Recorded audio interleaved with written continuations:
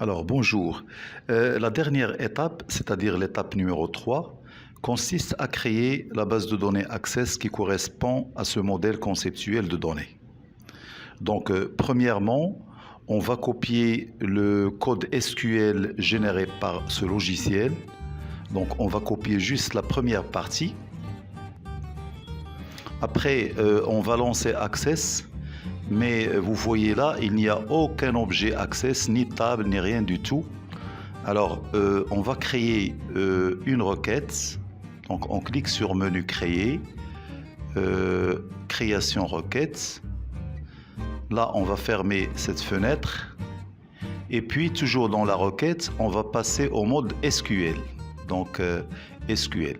Voilà. Et c'est dans cette zone-là qu'on va coller notre code. Donc voilà, on colle le code. Après, on va exécuter la requête. Exécuter, et voilà, vous voyez la création de la première table client. On passe au logiciel Looping. On va copier la deuxième partie. Et puis, on passe à Access.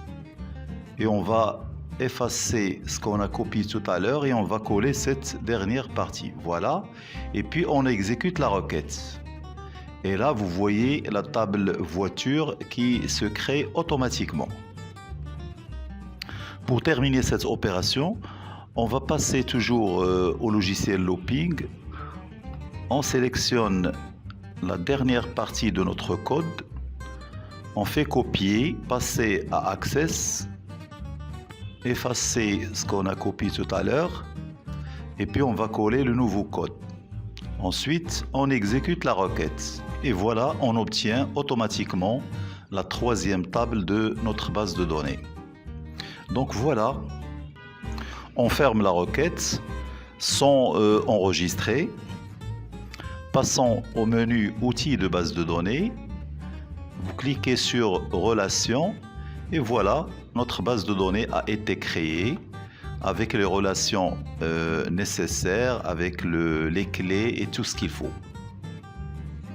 Alors, si on ouvre la table client, on peut voir les champs de cette table, les types de données. Même chose pour la table voiture. Donc, j'ouvre cette table en cliquant sur mode création.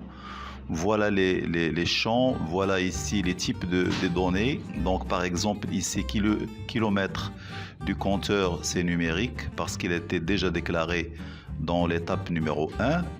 Et même chose pour contrat, on peut voir cette table en mode création. Et voilà, donc pour terminer, vous voyez qu'on a créé automatiquement la base de données à l'aide de l'Access, tout simplement en faisant copier-coller du code à l'aide d'une requête. Merci de votre attention et à la prochaine vidéo.